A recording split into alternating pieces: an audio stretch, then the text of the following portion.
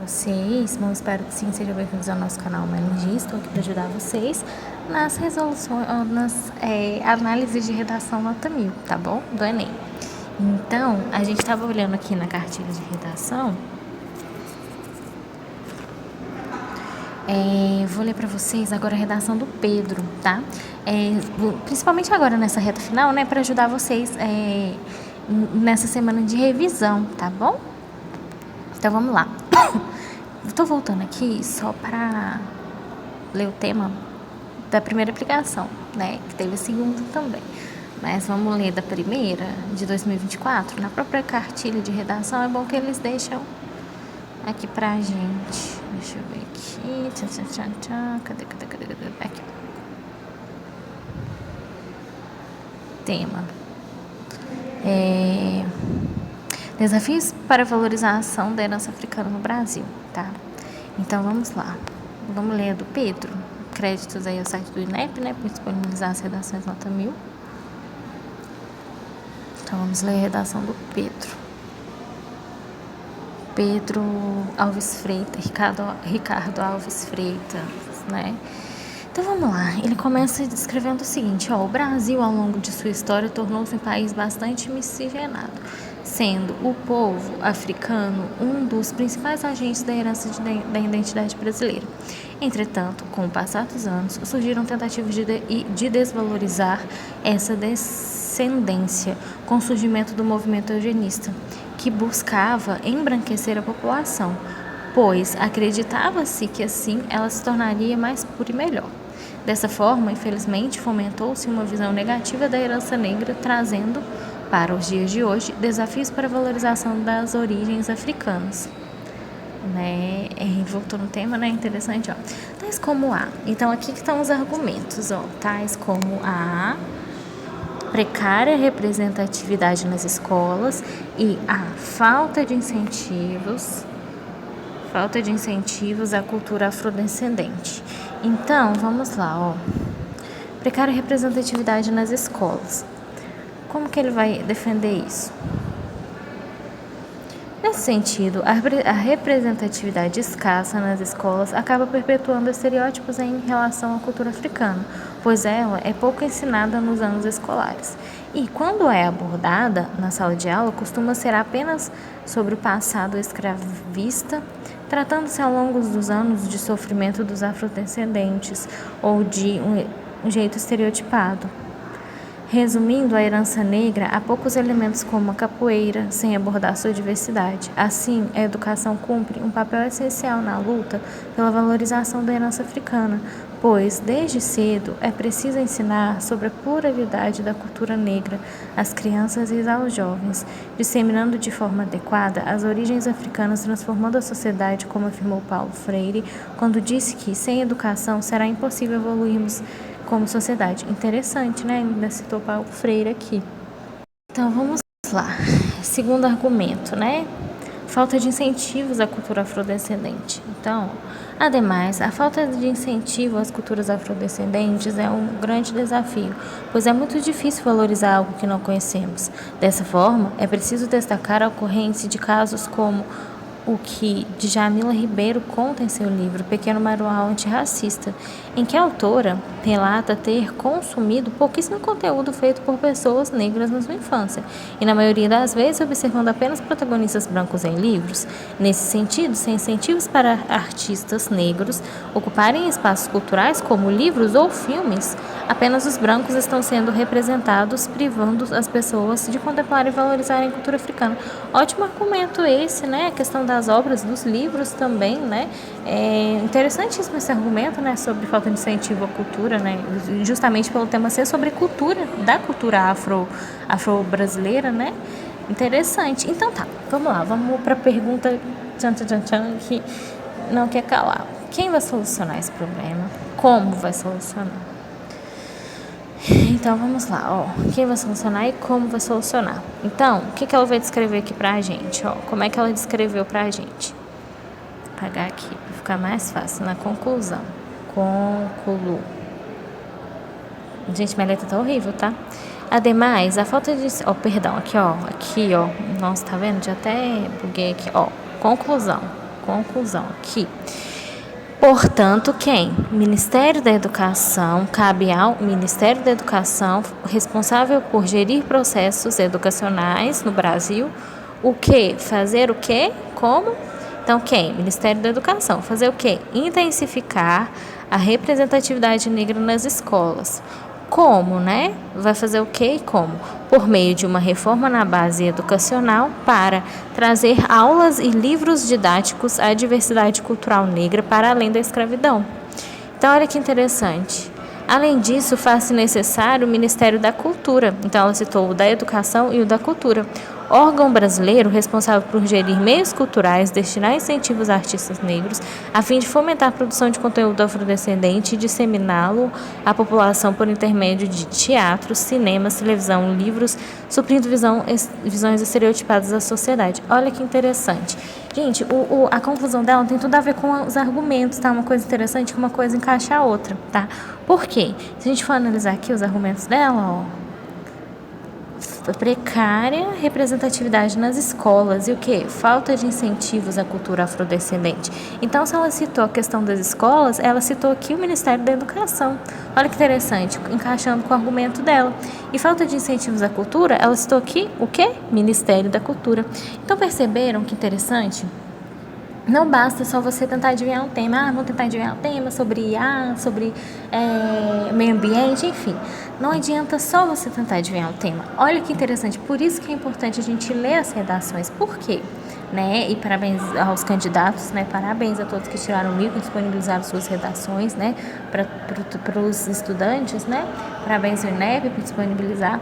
Por que é importante a gente ler também, saber a estrutura? Mais do que você tentar adivinhar um tema de uma redação, é importante você saber a estrutura, como fazer aquela redação, né? Por quê? Aqui, né, perceberam? Olha que interessante. Ela citou os argumentos, né? Deixa eu colocar assim para ficar melhor para vocês. Eu não li comentário, mas aqui só para vocês terem ciência, ó. Aqui, ó, ela citou os argumentos, né, ó. Perdão. Os argumentos aqui em cima, né? Aqui ela defendeu o primeiro argumento, aqui ela defendeu o segundo argumento. E se vocês vou colocar a caneta rosa que fica mais em destaque. E se vocês forem analisar, aqui ela encaixou a proposta de acordo com os argumentos acima, perceberam? Então, olha que interessante, olha que importante. Por que é importante você também citar uma proposta que esteja ligada com seus argumentos, né?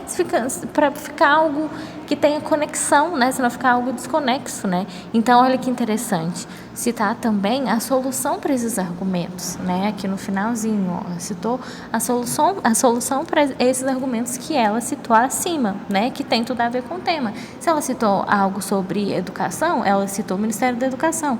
Sobre a cultura, Ministério da Cultura, né? Se você cita algo como injusto, né? Constituição, por exemplo, cita as leis, cita o poder, né? Executivo, legislativo, enfim, né? Algo que tem a ver com o seu argumento, que aí o corretor vai entender assim, olha que interessante, ela citou o argumento, você já cita o argumento, né? A causa, já pensando na solução. Ó, o INEP te deu um problema aí, como é que eu vou solucionar esse problema? Vai ser o Ministério da Educação, vai ser o governo federal, vai ser ONGs, não. Ok, que argumentos que eu posso pensar para isso ser uma causa, né?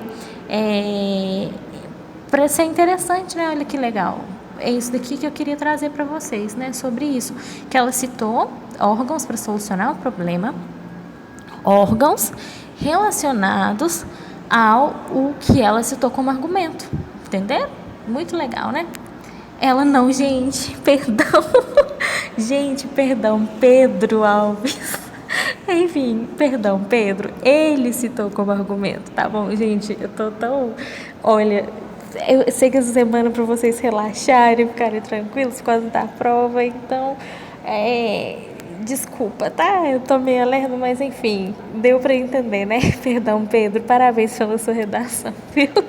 Que ele citou como argumento, tá bom? Enfim, mas é mais ou menos essa mensagem que eu gostaria de passar para vocês, tá bom? Porque eu pensei em confundir com a da Samile, que tem embaixo a da Samile, enfim. Mas parabéns, tá, Pedro, pela sua redação, né? Comentário, exatamente. Vamos ler os comentários, que o próprio INEP disponibilizou, né? Ó. A redação apresenta um projeto de texto bem definido, com informações, fatos e opiniões relacionados ao tema proposto, desenvolvidos de forma consistente e bem organizados. Em defesa do ponto de vista, primeiramente, o participante reconhece a precária representatividade da cultura africana nas escolas, né? Que interessante que ele citou também a conclusão sobre isso, né? O que acaba perpetuando estereótipos. Nesse sentido, relaciona as ideias de quem? Paulo Freire, sobre educação e evolução da sociedade. O terceiro parágrafo, por sua vez, indica outro problema, a falta de incentivos culturais dos afrodescendentes, né? Que citou já a questão da cultura, ó, o que é exemplificado pela abordagem de Djamila Ribeiro em seu livro Pequeno Manual Antirracista, né? No parágrafo final, o participante concluiu com 2 propostas de intervenção relacionadas aos argumentos apresentados, que vão trazer o quê? Como agentes, o quê? O Ministério da Educação e da Cultura, exatamente isso que eu disse para vocês, né? Olha que interessante, ele citou uma proposta, né, de conclusão de intervenção de acordo com os argumentos dele, né, o que encaixou perfeitamente. Ó, desse modo, a seleção articulada dos argumentos garantem o texto um projeto coerente e autoral, exatamente isso. Ministério da Educação, Ministério da Cultura, é a questão das escolas, a questão cultural, encaixou perfeitamente os argumentos com na parte da coesão, está excelente, né, encaixou perfeitamente os argumentos com a proposta. Em relação ao domínio dissertativo argumentativo, o participante demonstra excelente domínio esse tipo textual. A redação tem 3 partes constitutivas da tipologia em questão: introdução, desenvolvimento e conclusão, nenhuma delas embrionária. O repertório é legitimado, pertinente e uso produtivo, né? No primeiro parágrafo, ao tratar da representatividade escassa da cultura africana nas escolas, o participante cita Paulo Freire: para quem sem educação será impossível evoluirmos em sociedade.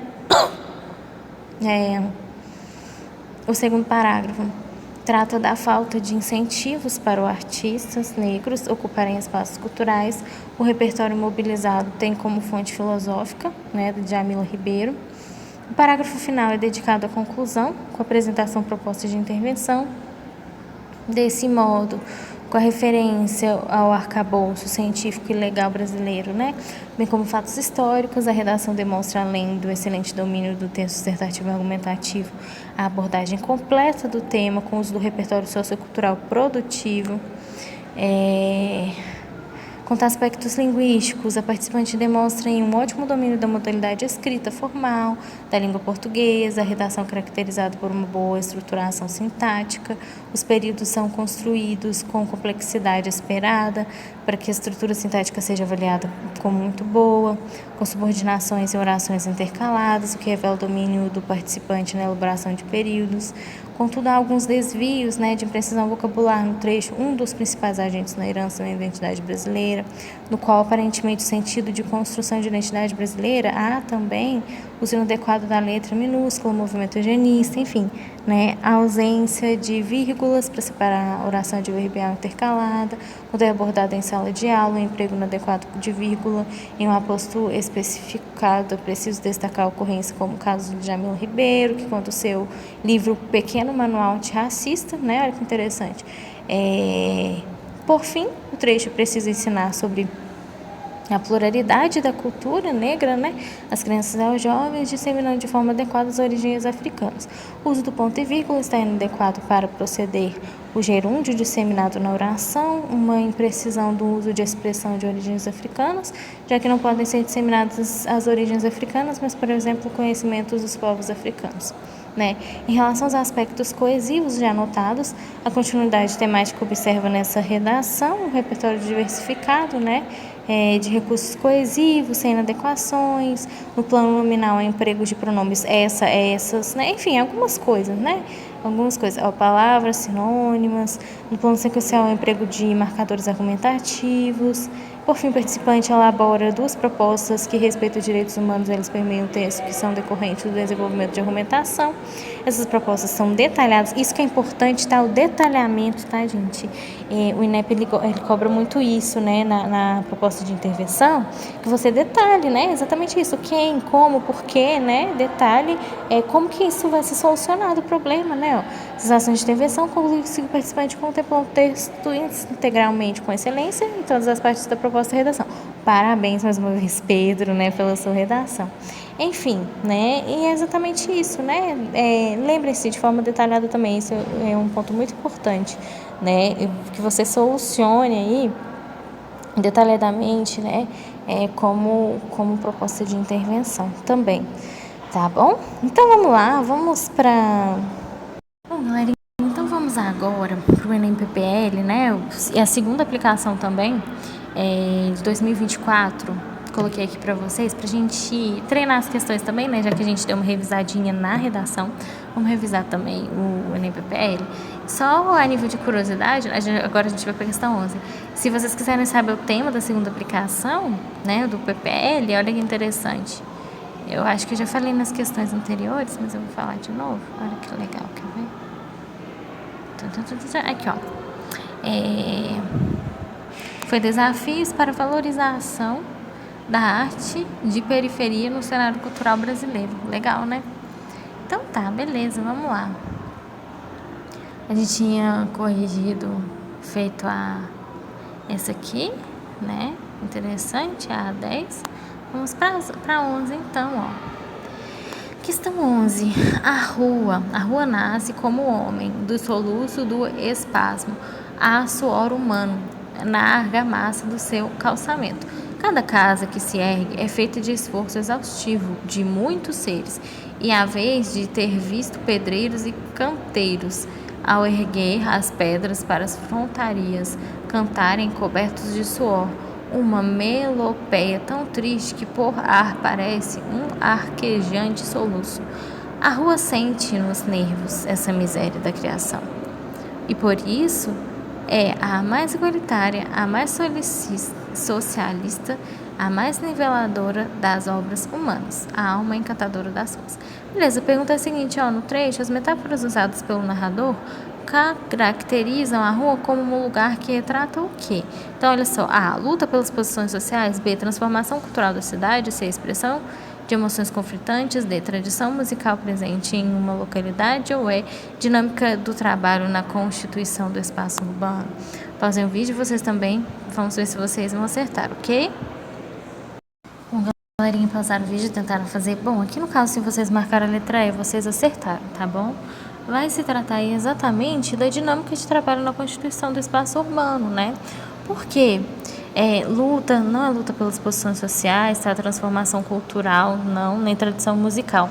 Se vocês forem analisar, a metáfora usada pelo narrador retrata um lugar de dinâmica na constituição do espaço urbano. Por quê? Do trabalho, porque o texto todo, ele é sobre o trabalho, né? Ó, a rua nasce como homem de soluço do espasmo, a suor humano na argamassa do seu calçamento, né? Então, ó, casas, né, exaustivos, a vez de serviços pedreiros e canteiros ao erguer as pedras para as frontarias, cobertos de suor, né? Tão triste pelo ar, parece arquejante soluço. A rua sente nos nervos a miséria da criação, né? Tudo isso, né, dor, sofrimento, luta, né, suor, tudo isso, né, tem a ver com a dinâmica do trabalho na constituição do espaço urbano, na constituição, né, do espaço urbano, né? E, gente, né, essa questão ela lembra muito os pedreiros, né, enfim, esses construtores civis, né, das casas, enfim, é um trabalho muito digno, né, um trabalho, né, é importante a gente refletir sobre isso também, né? Toda profissão é importante, toda profissão é digna, né? E o próprio texto, né, ele descreve sobre esse sobre esse trabalho, né? Sobre a luta desse trabalho, né? Então, é uma profissão que deve ser admirada também, deve ser reconhecida, né? Muito interessante. Por esse motivo que a letra E, né? Dinâmica do trabalho na construção do espaço urbano. Por quê?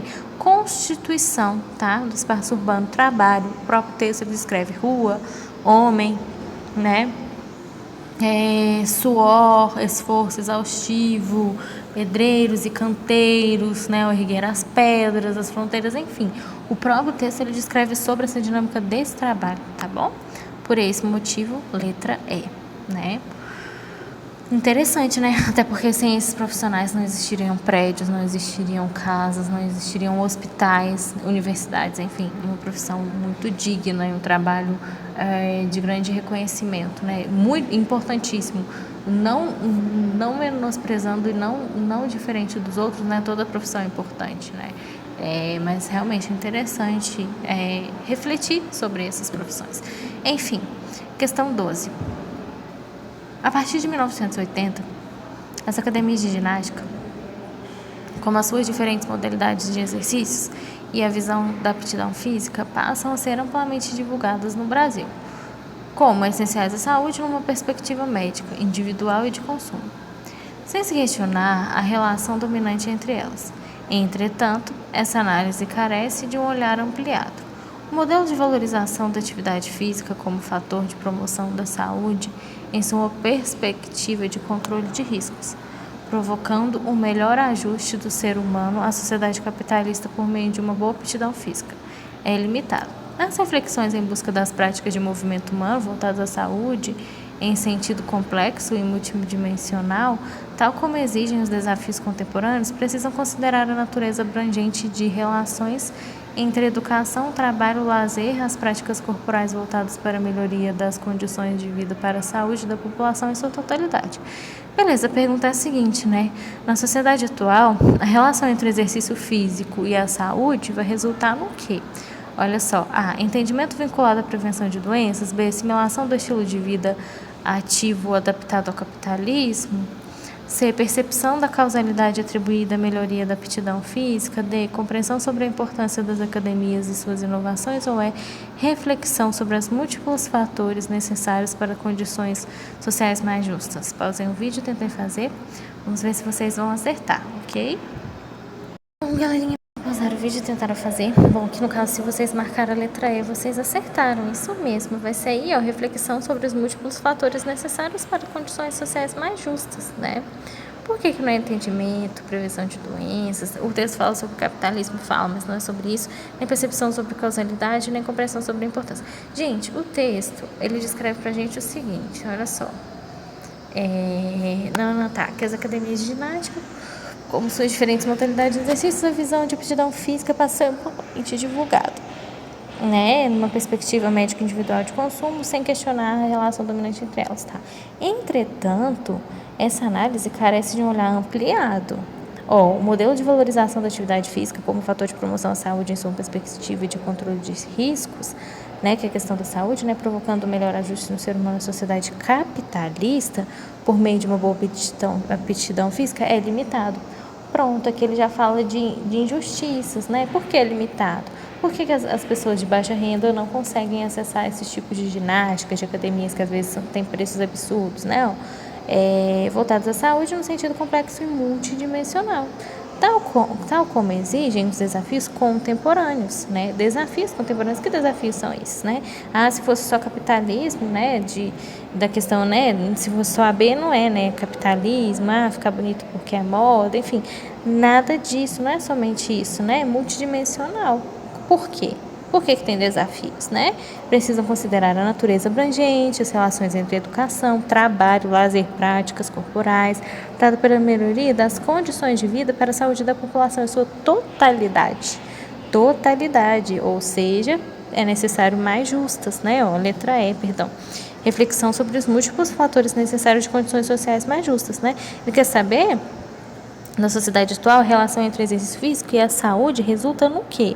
Numa reflexão, porque esse texto ele traz reflexão, né? Senão não teria essas palavrinhas, né? Capitalista, limitado, multidimensional, né? Educação tem sua totalidade, né? Então, limitado é porque ainda assim existe um probleminha, existe uma limitação. E por que existe essa limitação? É isso que ele quer saber. Por quê? Porque precisa de coisas mais justas, né, mais acessíveis, né? Claro que a gente tem as academias nas pracinhas, tem uma ótima iniciativa, sim, populações de baixa renda, né, principalmente que moram, por exemplo, nas favelas, em comunidades, né, em locais que não existem muitas condições, né, que tem condições precárias, que para pagar, né, por exemplo, uma academia particular que tem preços absurdos, enfim. É uma iniciativa muito ótima, mas ainda existe essa reflexão, né? É necessária essa reflexão, né? Sobre como ter acesso aí, enfim, acessibilidade às pessoas de baixa renda também, né? Porque, claro, que uma pessoa de baixa renda, ela não tem as mesmas condições que alguém que paga absurdos em uma academia mensalmente, por exemplo, né? Enfim, são coisas para serem refletidas, né? Bem interessante. Então tá, vamos para 13 da primeira aplicação, né, de linguagens. Primeira não, perdão, segunda aplicação do PPL de 2024, Caderno Azul, tá? Segunda aplicação. Venha ver o pôr do sol. Então tá, seguinte. O mato rasteiro dominava tudo. E não satisfeito de ter se alastrado furioso pelos canteiros, subira pelas sepulturas, infiltrara-se ávido pelos rajões dos mármores, invadira as alamedas de pedregulhos esverdinhados, como se quisesse, com sua violenta força de vida, cobrir para sempre os últimos vestígios da morte. Foram andando pela longa alameda banhada de sol. Os passos de ambos ressoavam sonoros como a estranha música feita do som de folhas secas trituradas sobre os pedregulhos. Amuada, mas obediente, ela se deixava conduzir como uma criança. Às vezes mostrava certa curiosidade por uma ou outra sepultura com os pálidos medalhões de retratos esmaltados. Antes do baile verde. Aí a pergunta é a seguinte: no trecho, os procedimentos de construção que promovem a expressividade decorrem do que? A. Presença de comparações com a natureza. B. Mudança gradativa da redação de personagens. C. Descrição impressionista do ambiente do cemitério. D. Reflexão sobre a fragilidade humana diante da finitude. Ou é visão bucólica do narrador sobre o espaço contemplado? Pausem o vídeo e tentem fazer vocês também. Vamos ver se vocês vão acertar, ok? Galerinha, pausaram o vídeo e tentaram fazer. Bom, eu estava pesquisando sobre isso, do site Fantástica Cultural. Venha ver o Pôr do Sol. É um conto de horror, né? Cemitério, enfim, tem as personagens da autora Lígia Fagundes, né? Por que é assim, né? Por que a descrição impressionista do ambiente do cemitério, né? Porque tem um ambiente específico, tá? Nesse trecho, quer saber, os procedimentos de construção promovem a expressividade que decorrem do quê? Não é da presença da comparação com a natureza, mudança gradativa do personagem, nem reflexão da fragilidade, nem da visão bucólica. Aqui é um ambiente de cemitério, tá? É por isso, a expressividade deste ambiente. Por quê? Vem ver o pôr do sol, tá? O mato rasteiro dominava, até aí tudo bem, poderiam pensar, né? Visão bucólica, campo, né? Mato, enfim. Mas não, não satisfeito de se ter alastrado, subi-la pelas sepulturas. Sepulturas é onde? Né? Onde a gente encontra sepulturas, né? Um ambiente, né, de um cemitério, enfim, né? Rajões de mármore, pedregulhos, né? Sua violenta força de cobrir para sempre os últimos vestígios da morte, né? Foram dando, né, banhada de sol, passos ambos ressoavam sonoros, uma estranha música feita de folhas secas, triturado pedregulhos, né? Deixava conduzir a criança, às vezes mostrava curiosidade uma ou outra sepultura, né? Os pálidos medalhões retratados esmaltados, tá bom? Então, isso está muito característico a um ambiente de quê? Isso mesmo, o cemitério, né? Sepulturas, pedregulhos, morte, enfim. É algo que está relacionado aí a esse ambiente, tá bom? Por esse motivo que a letra C é a correta, né? C de cemitério, enfim, né? Então tá, vamos para a questão 14. Questão 14 descreve o seguinte, dá licença.